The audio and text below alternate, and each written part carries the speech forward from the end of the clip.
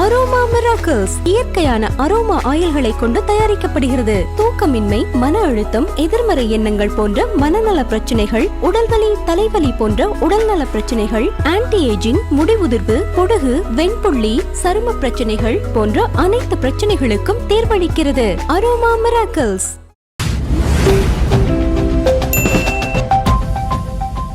Tamil cinema வந்து இப்போ இங்கே வந்து நம்ம ஷோ வந்து 9 o'clock ஸ்டார்ட் பண்ணுறதுனால அது ஒரு பெரிய இஷ்யூவாக இருக்குதா சார்? ஏன்னா மிச்ச ஸ்டேட்டில் வந்து 4 o'clock ஷோ ஸ்டார்ட் பண்ணுறாங்க, 6 மணிக்கு ஸ்டார்ட் பண்ணுறாங்க. அண்ட் இப்போ என்ன ஆயிடுதுன்னா ஐரோப்பா, அமெரிக்காலலாம் மதியம் நைட்டு 12 மணி 1 மணிக்கே ஸ்டார்ட் பண்ணி ஒரு லீக் ஆயிடுது நிறையா. இது எவ்வளோ ஒரு டேமேஜ் கொடுக்குதுல்ல சார்? உண்மைதான், அதில் எந்த மாற்றமும் இல்லை. நீங்கள் எப்பயுமே பார்த்தீங்கன்னா ஒரு இது மாதிரியான பெரிய படங்கள் உலகம் முழுக்க ஒரே நேரத்தில் ரிலீஸ் ஆகணும். இது வந்து சிம்பிள் லாஜிக். இன்னொன்று, உங்களுக்கு ஒவ்வொரு முறையுமே இந்த பெரிய படத்தை யார் காலி பண்ணுறான்னா, இதே மாதிரி சில மணி நேரங்கள் முன்பு ஒரு இடத்துல மட்டும் அந்த படம் ரிலீஸ் ஆகி அந்த ரிவ்யூ வந்து அப்படி பரவி இங்கே வந்து ஃபஸ்ட்டு காட்சி ஓப்பன் ஆகும் போதே ஒரு கூட்டம் இல்லாத நிலைமையை உருவாக்குறதை நீங்கள் பார்க்குறீங்க, அனுபவப்பட்டீங்க. அப்போ இங்கே இருக்கிற சினிமாக்காரங்க இது குறித்து பேசணுமா வேணாமா? ஆனால் இது வரைக்கும் அவங்க பேசவே இல்லை. என்னென்னா, இங்கே நிறைய காசு கிடைக்குதா, அங்கே ஒரு ஷோ சீக்கிரம் ஓப்பன் பண்ணட்டும். இன்னொன்று, முதல் நாள் முதல் காட்சி அப்படிங்கிறது. இப்போ உதாரணத்துக்கு சொல்கிறேன், இங்கே வந்து ஒரு முதல் நாள் முதல் காட்சி அப்படின்னா அந்த ஃபஸ்ட்டு காட்சிக்கு வந்து ஒரு 2000 ரூபா 3000 ரூபாய்க்கு டிக்கெட் விற்க முடியும். அமெரிக்காவில் அதே மாதிரி பண்ணீங்க அப்படின்னா அதை டாலரில் வசூல் பண்ண முடியும். அப்போ இவங்க சுயநலத்துக்காக என்ன பண்ணுறாங்க அப்படின்னா, இந்த மாதிரி வந்து சில மணி நேரங்களுக்கு முன்பே வந்து அங்கே ஒரு ஷோவை ஓப்பன் பண்ணுறாங்க. பட் என்னுடைய கோரிக்கை என்ன அப்படின்னா, இந்த கூலிக்கு பிறகாவது இனிமே உலகம் முழுக்க ஒரே டைமில் இந்த படம் ரிலீஸ் ஆகுங்கிற அந்த முடிவை வந்து இவங்க எடுக்கணும். Okay sir, one of the production house, best production house Sun பிக்சர்ஸை நம்ம சொல்லலாம். என்னதான் வசூலில் வந்து 151 கோடி, அது மணி நேரம் ஒரு 400-500 கோடி வசூல் பண்ணியிருந்தாலும், பட் கதையே அவங்க செலக்ட் பண்ணுறது வந்து ஒரு ரொம்ப செலக்டிவாக செலக்ட் பண்ணுவாங்க. கூலியில் எதுவும் மிஸ் பண்ணிட்டாங்களா சார்? இல்லை ரஜினிக்காக எதுவும்? இல்லை, என்னென்னா சன் பிக்சர்ஸை பொறுத்த வரைக்கும் என்னென்னு கேட்டால், அது ஒரு கார்ப்பரேட் நிறுவனமாக இருந்தாலும் அடிப்படையில் அவங்க வந்து ஒரு வியாபாரி. அவங்க என்ன கணக்கு போடுவாங்க, லோகேஷ் கனகராஜ், ரஜினிகாந்த் இந்த காம்பினேஷனுக்கு என்ன பிஸ்னஸ் நடக்கும், அதான் அவங்க போட்ட முதல் கணக்கு. அவங்களுக்கு வந்து இது என்ன கதை, இது ஒர்க் அவுட் ஆகுமா, இது லாஜிக்கா, இந்த மொபைல் சுடுகாடை வச்சுக்கிட்டு சத்யராஜ் கண்டுபிடிக்கிறாரு, இதெல்லாம் எதுக்கு, அபத்தமாக இருக்குது, அவங்க அப்படிலாம் யோசிச்சிருக்க மாட்டாங்க. லோகேஷ் கனகராஜ் இவ்வளோ வெற்றி கொடுத்துருக்காரு, அவரை ரஜினியோட நம்ம இது சேர்த்து படம் பண்ணுறோம், அது என்ன பிஸ்னஸ் ஆகும், அப்போ இவர் சொன்ன கதைக்கு என்ன பட்ஜெட் ஆகும், ஓகே 350 கோடி செலவாகுதா, ஓகே எவ்வளோ பிஸ்னஸ் பண்ணலாம், 550 கோடி, ஓகே அப்போ 200 கோடி லாபம், ஃபைன். இதோடு அவங்க நின்றுட்டாங்க. என்ன, அவங்க இன்னும் கொஞ்சம் டீப்பாக உள்ளே இறங்கி இந்த விஷயங்கள் வந்து தப்பாக இருக்கு, இதை இப்படி பண்ணால் என்ன, அல்ல வேற ஒரு சப்ஜெக்ட் சொல்லுங்களேன்ட்டு அப்படி போயிருந்தாங்கன்னா இன்றைக்கி இந்த நிலமை வந்து. ஓகே சார், அனிருத்தை பற்றி பேசணும் சார். ஏன்னா எல்லா படமும் அங்கே சுடுகாடாக ஆகியிருக்கும் போது இவர் ஒரு மியூசிக்கில் வந்து தனியாக ஒரு இதை கட்டி வைக்கிறாரு.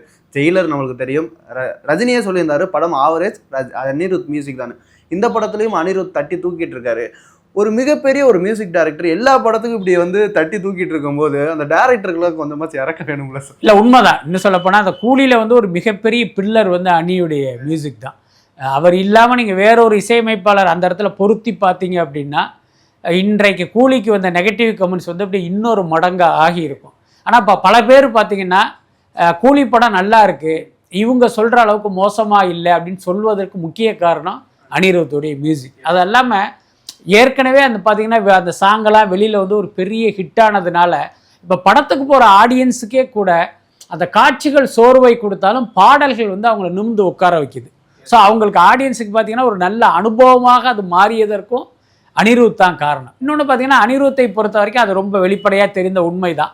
மற்றவர்களுக்கு போடுவதை விட ரஜினிக்கு அப்படிங்கும்போது பார்த்திங்கன்னா எக்ஸ்ட்ரா அவர் ஒர்க் பண்ணுறாரு அப்படிங்கிறது நமக்கு நல்லாவே தெரியுது. ஏன்னா உண்மையிலேயே நான் என்ன சொல்ல வரேன்னா, இப்படி ஒரு இசையமைப்பாளர் நம்ம படத்தில் இருக்கார் அப்படிங்கும்போது உங்களுடைய ஸ்கிரிப்ட் வந்து இன்னும் வந்து வெயிட்டாக இருந்துச்சுன்னா அது வந்து வேற ஒரு இடத்துக்கு போயிருக்கும். எல்லாத்துக்கும் மேலே பாருங்கள், இந்த படம் தொடங்கியதிலிருந்தே இந்த படம் வந்து ஒரு 1000 கோடியை வசூல் பண்ணும். அதாவது இந்த 1000 கோடி வசூல் பண்ணணும்னு லோகேஷும் சொல்லலை, ரஜினியும் சொல்லலை, கலாநிதி மாறனும் சொல்லலை. ஆனால் மக்களுக்கு அப்படி ஒரு எதிர்பார்ப்பு ஏற்பட்டதுக்கு என்ன காரணம் அப்படின்னா, இப்போ எல்லா படத்தையும் சொல்லிட முடியாதுல்ல.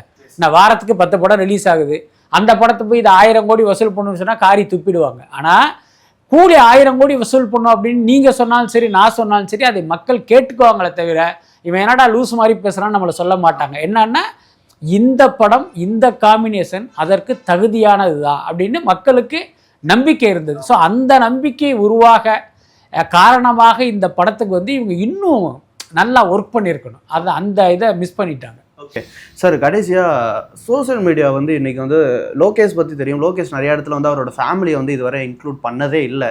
அதை வந்து ஏன்னு சொன்னப்போ அவங்களுக்கு ப்ரைவசி வேணும்னு சொல்லியிருந்தார். பட் இன்றைக்கி வந்து சோசியல் மீடியாவில் வந்து அவரை ரொம்ப கேவலமாக போடுவதும், நீ 5 படமே எடுத்தது போதும் போன்னு சொல்கிறதும். ஏன்னா ஒரு 4 படம் தொடர்ந்து வெற்றி படம், இந்த படமும் வசூல் ரீதியாக வெற்றி படமாக தான் இருக்கும் கூலி. பட் இப்படி அவரை வந்து பர்சனலாக தாக்குறது வந்து எவ்வளோ பெரிய இது இல்லை, அது ரொம்ப தவறான விஷயம். இன்னொன்று, லோகேஷ்க்கு வந்து அந்த பக்குவமும் புரிதலும் இருக்குது. இவர்களுடைய பாராட்டை அவர் எந்த அளவுக்கு பெருசாக எடுத்துக்கலையோ அதே மாதிரி இவருடைய வசவுகளையும் அவர் பெருசாக எடுத்துக்க மாட்டாருன்னு நினைக்கிறேன். நம்ம அவருக்கு பர்சனலாக சொல்கிறது என்னென்னா, இப்போ ரெண்டையுமே நீங்கள் சமமாக பார்க்க கற்றுங்க, அவ்வளோதான். அதுதான் முக்கியமான விஷயம். நீங்கள் எப்பயுமே பாருங்கள், ஒரு தரமான ஒரு பத்திரிக்கை, இப்போ நம்ம ஒரு உதாரணத்துக்கு சொல்லுவோம், ஆனந்த விகடன்னு வச்சுக்குவோமே. இப்போ ஆனந்த விகடனுடைய விமர்சனத்தை வந்து ஏன் எல்லாரும் பெருமையாக நினைக்கிறாங்க அப்படின்னா, அவர்கள் தவறுகளை சுட்டி காட்டுவாங்க, நல்ல படங்களை தலையில் தூக்கி வச்சு கொண்டாடுவாங்க, நல்ல படங்களுக்கு பெரிய மார்க் கொடுப்பாங்க.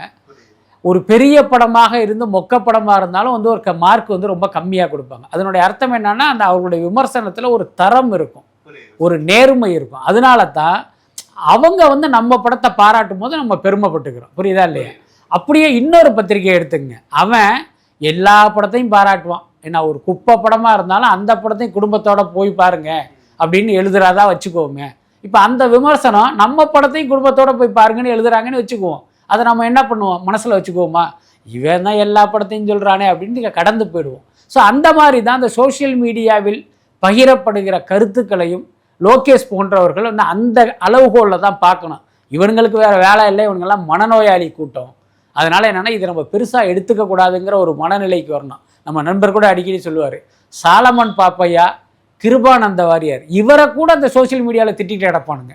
நீங்கள் யோசிச்சு பாருங்கள். அப்போ இவங்களுக்கு வந்து எந்த தராதரமும் கிடையாது. ஏன்னா இவங்க மனநோயாளி. யாரையாவது திட்டணும், குறுக்க கிருபானந்த வாரியார் படத்தை பார்த்தா அதையும் திட்டுவானுங்க, சாலமன் பாப்பாயா பார்த்தா அவரையும் திட்டுவானுங்க. அதனால் இவங்களுக்கு வந்து எந்த வரமுறையுமே கிடையாது. அதனால் இது லோகேஷ் கனகராஜ் வந்து இந்த மாதிரியான விஷயங்கள்லாம் இக்னோர் பண்ணிடணும். இதில் இன்னொரு கூடுதல் தகவல், நீங்கள் சொன்ன மாதிரி தன்னுடைய குடும்பத்தை பொதுவெளியில் காட்டக்கூடாது அப்படின்னு ஒரு முடிவு அவர் எடுத்திருக்காரு. அது நல்ல விஷயம்தான். நீங்கள் யோசிச்சு பாருங்கள், ஒருவேளை அவருடைய மனைவி மக்களை எல்லாம் அவர் வந்து பொதுவெளியில் அறிமுகப்படுத்தி இருந்தால் இன்றைக்கி என்ன நடந்திருக்கும்?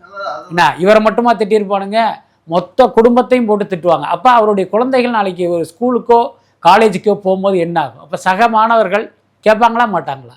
அதனால் அவரை பொறுத்த வரைக்கும் அந்த முடிவுங்கிறது ஒரு சரியானதாக தான் நான் நினைக்கிறேன். எல்லாரும் எதிர்பார்த்தா அந்த 1000 கோடி இன்று இதுவும் தோற்று விட்டதுன்னு நினைக்கலாம். ஏன்னா படம் எதிர்பார்த்தபடி வசூல் வரல அப்படின்றது தான் ஒரு கணக்காக இருக்குது. ஸோ அடுத்த ஒரு முக்கிய விதமாக ஜெயிலர் 2வும் அண்ட் அல்லு அர்ஜுனா அண்ட் அட்லியோட காம்போ அண்ட் ஜனநாயகன் வருது. 3ல் எந்த படம் சார் ஒரு ஓகே இந்த படம் அடிக்கிறதுக்கு வாய்ப்பு இருக்குன்னு சொல்கிறது எந்த படமாக இருக்கலாம் சார்? இல்லை, நீங்கள் ஜெயிலர் 2வா அட்லி படமா அப்படின்னு கேட்டால் அட்லி படத்துக்கு அதிக வாய்ப்பு இருக்குது. ஏன்னா ஆல்ரெடி மார்க்கெட். ஆமாம், அதுக்கு என்ன காரணம்னா அல்லு அர்ஜுன் அவர் கொடுத்த வெற்றி, அப்புறம் அட்லி அவர் ஜவான்கிற ஒரு படத்தை கொடுத்து ஒரு பேன் இண்டியா டைரக்டராக ஆல்ரெடி அவர் வந்துட்டார். அதுக்குள்ளார தீபிகா படுகோன் இருக்காங்க. இப்போ இந்த படம் பார்த்தீங்க அப்படின்னா இங்கே வந்து ஒரு தமிழ் படமாக அவங்க ப்ரொமோட் பண்ணுவாங்க, தெலுங்கு படமாக பண்ணுவாங்க, ஹிந்தியில் ஹிந்தி படமாக பண்ணுவாங்க. அப்போ இது எல்லாருக்குமே ஒரு ஸ்ட்ரைட் ஃபிலிம் அப்படிங்கிற ஒரு ஃபீலை வந்து ஆரம்பத்திலே அவங்க இன்ஜெக்ட் பண்ண ஆரம்பிச்சிருவாங்க.